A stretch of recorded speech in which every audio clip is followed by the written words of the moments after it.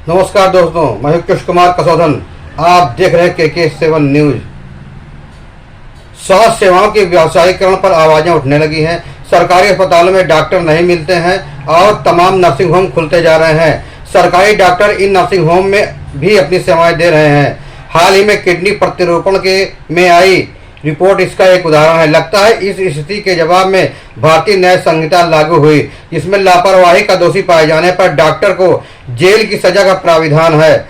NEET परीक्षा में कई त्रुटियों, विसंगतियों और PG प्रवेश परीक्षाओं के स्थगन से भारत में चिकित्सा शिक्षा की ओर देश का ध्यान आकर्षित किया है। जैसे जैसे हम परीक्षा प्रक्रियाओं का पुनर्निर्माण करना शुरू करते हैं, यह देखना उचित होगा कि और क्या करने की आवश्यकता है ताकि हमारे डॉक्टर अपने काम में शीर्ष पर रहें।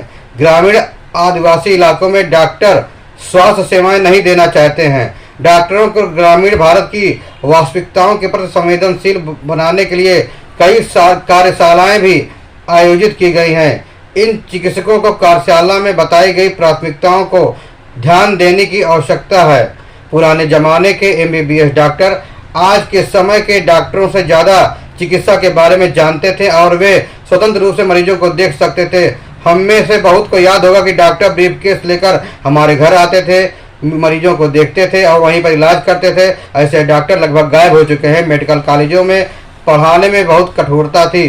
शिक्षक और अपने छात्रों पर पूरा ध्यान देते थे, हर एक को व्यक्तिगत रूप से जानते थे। कक्षाएं तय समय के अनुसार आयोजित की जाती थी। यह आसक्ति कमजोर होती जा रही है। ग्रामीण क्षेत्रों में जागरूकता कार्यशालाओं में कई डॉक्टरों ने कहा कि कॉलेज में उनकी उपस्थिति मायने नहीं रखती, वे घर में ही रहते हैं और वह भी कई हफ्तों तक रहते हैं। उन्हें दुख जताया कि उनके शिक्षकों के पास उनके लिए बहुत कम समय है। लोग सिर्फ मुंह है, कान नहीं, यह बात हम अक्सर सुनते हैं। आपका काम मरीजों का इलाज करना है, सहानुभूति दिखाना नहीं। एक वरिष्ठ स्त्री रोग विशेषज्ञ ने एक बार उनमें से एक को यह कहकर डांटा था। हम निजी मेडिकल कॉलेजों से भी कहानी का दूसरा पहलू सुनते हैं। डॉक्टर बनने वाले लोग बहुत अमीर परिवारों से आते हैं, आलीशान कारों में घूमते हैं, अपनी कक्षाओं में उनकी कोई दिलचस्पी नहीं होती है। सरकारी नीति ही ऐसी है कि यदि सरकारी संस्था में डॉक्टर पढ़ते हैं लोग तो हजारों में या लाखों में निपट जाते हैं, लेकिन यदि वे निजी संस्थानों में पढ़ते हैं तो 1 करोड़ से 5 करोड़ तक खर्च करते हैं, जो सामान्य अभ्यर्थी खर्च नहीं कर सकता है। जब करोड़ों खर्च करके डॉक्टर आएगा तो वह पहले खर्च की कमाई की उगाही ही करेगा। कई के अभिभावकों ने तो अपने डॉक्टर बच्चों के लिए नर्सिंग होम, अस्पताल बनवा लिए हैं, जहां उनके बच्चे पढ़ाई पूरी कर आने के बाद प्रैक्टिस कर सकें। कई बार प्रबंधन शिक्षकों पर दबाव डालता है कि वे उन्हें पास कर दें और न रोकें। तीसरा समूह जो तेजी से बढ़ रहा है वह चीन, रूस, अन्य पूर्वी यूरोपीय देशों में अपनी चिकित्सा शिक्षा पूरी करने वाले छात्र हैं। भारतीय मेडिकल कॉलेजों में शिक्षण की खराब गुणवत्ता के बावजूद विदेशी शिक्षित डॉक्टरों और स्थानीय डॉक्टरों के बीच व्यापक अंतर है। मरीजों से बात करते समय जानकारी का कोई स्पष्ट प्रवाह नहीं होता है। साथ ही चिकित्सा की नई बुनियादी बातों के बारे में भी जानकारी का अभाव है। ऐसा नहीं चल सकता। हमें यह सुनिश्चित करने की जरूरत है कि डॉक्टर बनने वाले सभी लोगों के पास ज्ञान और कौशल दोनों हो और उनके पास सहानुभूति भी हो, जो एक डॉक्टर के लिए बहुत जरूरी है। कुछ महीने पहले हमारे एक डॉक्टर को एक मित्र का फोन आया जो एक PSC में काम करने वाला डॉक्टर था। उसने हाल ही में मलेरिया से पीड़ित एक मरीज का निदान किया था और यह पूछने के लिए फोन कर रहा था कि उसे क्या उपाय दिया जाए। स्वतंत्र रूप से काम करने वाले डॉक्टरों के लिए मार्गदर्शन की यह जरूरत अपेक्षित है, क्योंकि एक दिन में कई संक्रमण रोगों, गैर संचारी रोगों, जटिलताओं वाली गर्भवती महिलाओं को देख सकते हैं। उनके साथ ही सड़क दुर्घटना में घायल लोगों को टाँके लगा सकते हैं और प्रसव भी करवा सकते हैं। इस जरूरत ने भारत के अलग अलग हिस्सों में काम करने वाले डॉक्टरों को एक समूह के रूप में एक साथ आने के लिए मजबूर कर दिया है। अपने समूह में पोस्ट करते हैं ताकि एक दूसरे को जानकारी मिलती रहे। मार्गदर्शन के लिए किसी विशेषज्ञ को बुलाते हैं या पूछते हैं।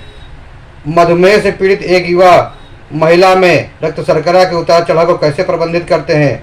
आप गर्भवती महिला में मलेरिया का इलाज कैसे करते हैं?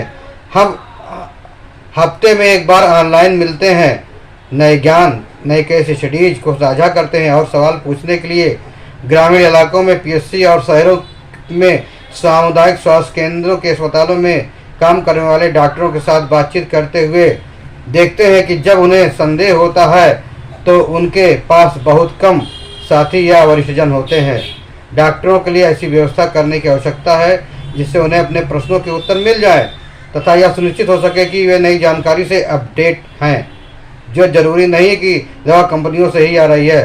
पंजीकरण के नवीनीकरण के लिए परीक्षाएं शुरू करने की बात चल रही है, इससे मदद मिलेगी, लेकिन हमें और भी कुछ करने की ज़रूरत है। न्यूज़ चैनल, सोशल मीडिया पर किस तरह की खबरें आती रहती हैं, तरह तरह के पेड प्रोग्राम पेश होते हैं जिनमें जो डॉक्टर नहीं भी होते हैं वे भी डॉक्टर बनकर लोगों के सामने आते हैं, तमाम नुक्के बताते हैं। भारत के विश्व कप जीतने और किसी सेलिब्रिटी की शादी के बारे में बहुत कुछ बताया जाता है।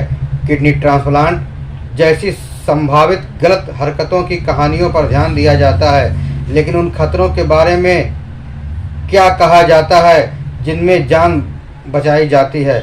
हमारे युवा डॉक्टर बनने के लिए किस तरह पढ़ते हैं, किस तरह के हॉस्टल में रहते हैं, कैसा खाना खाते हैं, उनका असामान्य रूप से लंबी ड्यूटी रोस्टर दिन ब दिन मरीजों को बचाते हैं। हमें अच्छी तरह याद है कि हमारे डॉक्टरों ने कोविड महामारी के दौरान कितनी शानदार भूमिका निभाई। आज हमारे देश की स्थिति एक चेतावनी है। जब हम अपनी स्वास्थ्य सेवाओं का पुनर्निर्माण शुरू कर रहे हैं तो यह उचित होगा कि हम इसके टुकड़ों को न उठाकर समग्र रूप से देखना होगा। पूरी स्वास्थ्य सेवा के लिए नए सिरे से विचार करना होगा। यह एक तरफा नहीं होगा। प्रवेश, पढ़ाई, उसमें लगने वाले धन से लेकर उनकी शिक्षा का स्तर और बाद में नियुक्तियों तक पर नए सिरे से विचार करना होगा। तभी हम सभी को स्वास्थ्य सेवा देने की स्थिति में हो सकेंगे। डॉक्टरों में भी जहां मानवीय और सहानुभूति भी चाहिए, वहीं बढ़ती आबादी के हिसाब से स्वास्थ्य सेवाएं भी होना चाहिए। जब तक डॉक्टर इस पेशे को सेवा के माध्यम से नहीं लेगा तब तक कुछ नहीं होने वाला है। इसलिए सरकार और डॉक्टर दोनों को मिल बैठकर इसका सर्वमान्य हल निकालना होगा और संवेदनशील बनना होगा।